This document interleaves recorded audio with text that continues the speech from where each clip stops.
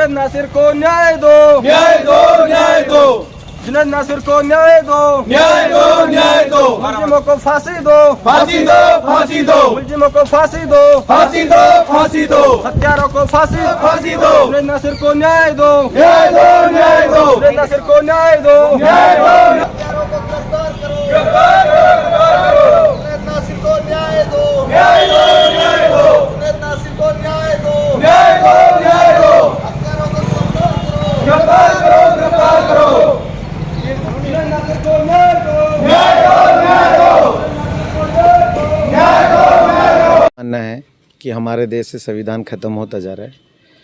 कभी लोगों के हक और अधिकार है उनका हनन करके लोगों को मौत के घाट उतारा जा रहा है। कभी गाय के नाम पर, कभी जातिवाद के नाम पर, कभी किसी को मूछ रखने के नाम पर।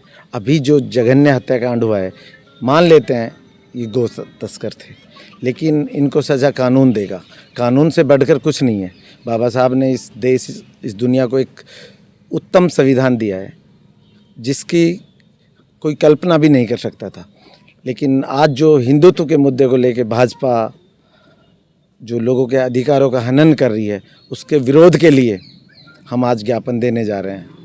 दूसरा, जो कांग्रेस है वो भी सॉफ्ट हिंदुत्व की तरफ जाके इन लोगों का संरक्षण देने का काम कर रही है। क्योंकि आज हिंदुत्व का मुद्दा क्यों उठा? हिंदुत्व को जन्म देने वाली आरएसएस है। आरएसएस को कांग्रेस ने पैदा किया है, कांग्रेस ने संरक्षण दिया है।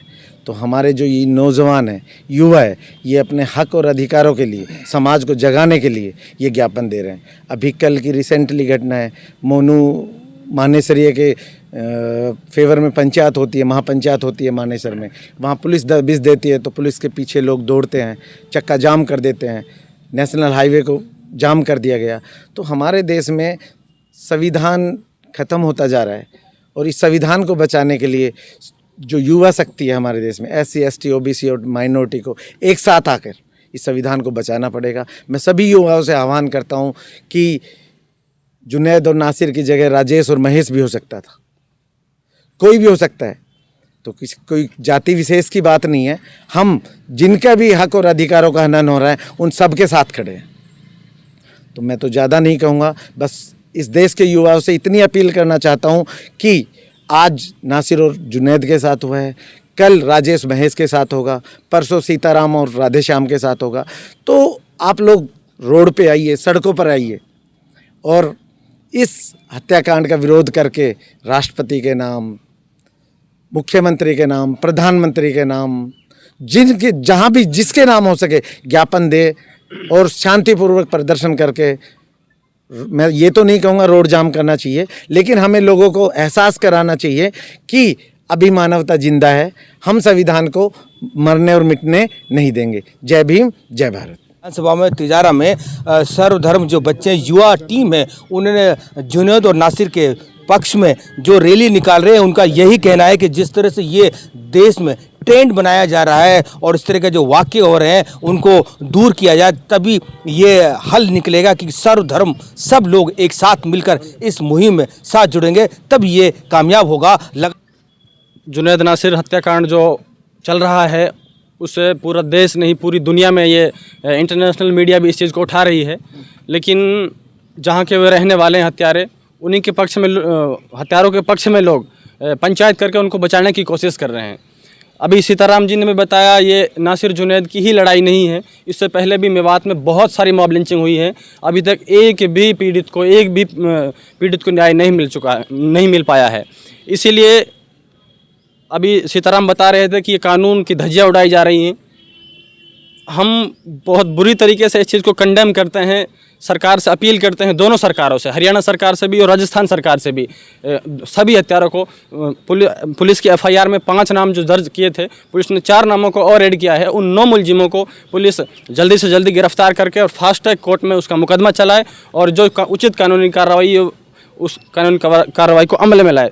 दूसरी बात, देखो हम सब मानवता को मानने वाले हैं, इंसानियत को मानने वाले हैं।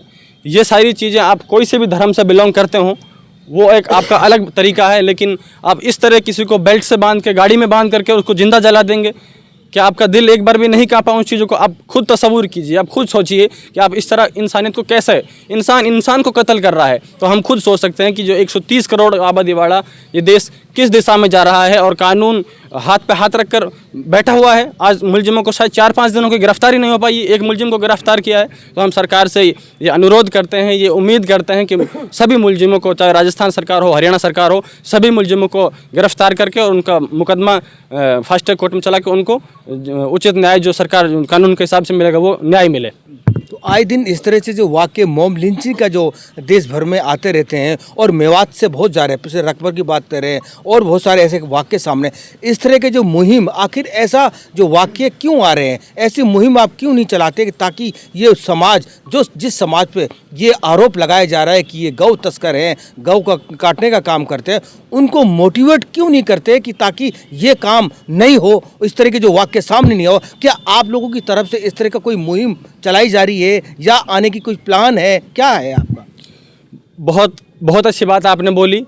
हम इस चीज़ के लिए लगातार प्रयासरत हैं। अभी हमारे ग्वाड़दा गांव में भी इस चीज़ के लिए पंचायत हुई है कि जिन चीज़ों से दूसरे समाज की जो भावना है वो आहत हों, ऐसे काम हम अब आपके चैनल से भी ये बताना चाह रहा हूँ। और हम इस चीज़ को ज़मीनी लेवल पे भी ग्राम पंचायत वाइज और गांव वाइज भी कमेटियाँ बना करके इस चीज़ को भी हम अमल में लाएंगे, ताकि जिन कारणों से या फिर जिन चीज़ों को आधार बनाकर ये सारी मॉब लिंचिंग और ये लिंच लोगों को किया जा रहा है, ये चीज़ ना हो। इस चीज़ के लिए हमने इस मुहिम की शुरुआत कर दी है। ग्वाड़दा गाँव में हमने इस चीज़ को, वो हमारा जो तिजारा विधानसभा का सबसे बड़ा गांव है, और उस चीज़ को हम ग्वाड़दा गांव से आगे भी जो बड़े गांव हैं उन चीज़ों को अमल में लाएंगे। और इन चीज़ों को हम उम्मीद करते हैं और अब सारे नौजवानों से दरख्वास्त करते हैं कि अपने अपने इलाकों में इन चीज़ों को हम बंद करेंगे, ताकि ये सारी चीज़ें के लिए सामने वाले को आधार ना मिले, ताकि लोग ये मॉब लिंचिंग भी खत्म हो और सामने वाले जो समुदाय हैं जिनकी भावनाएं आहत होती हैं, और हम इस चीज़ को बहुत कंडेम करते हैं कि ऐसा नहीं करना चाहिए, ताकि सामने वाले की भावना भी आहत हों।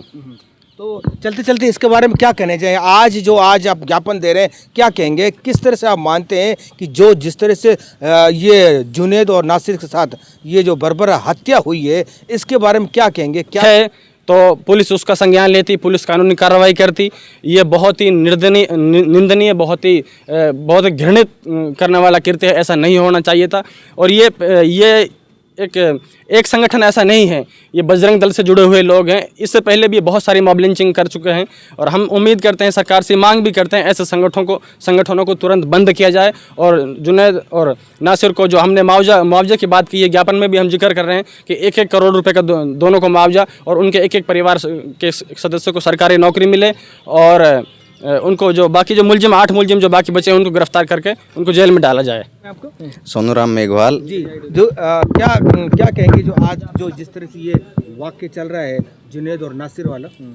देखिए, मेरे हिसाब से इस तरह का कृत्य जो बिल्कुल इंसानियत को झकझोर देने वाला है, किसी भी समाज के किसी भी व्यक्ति के साथ इस तरह की हरकत नहीं होनी चाहिए थी। जिस तरह से उन लोगों ने उनको एक बेल्ट से बांध करके, देखिए इसमें हम लोग नहीं कहना चाहते वो चीज़ें, बहुत सारी चीज़ें हैं, लोगों को पूरे देश जान रहा है कौन लोग क्या कर रहे हैं। ये कोई इशू नहीं है जो लोग बना करके और लोगों को मार रहे हैं। ये तो चलो ठीक है, इन लोगों को बता दिया इन्होंने कि भाई गोतस करते हैं तो गोतस करते हैं, तो इसका मतलब ये थोड़ी तुमको किसने आज़ादी दे दी इनको जान से मारने की? तुम लोग कौन होते हो भाई? पुलिस है, प्रशासन है, कोर्ट कचहरियां हैं, देश का संविधान है। देश तुम्हारे कहने से थोड़ी ना चलेगा, देश तो संविधान से चलेगा, कानून है, कानून व्यवस्था की आप लोग धज्जियां उड़ा रहे हैं, ये कौन सा तरीका है?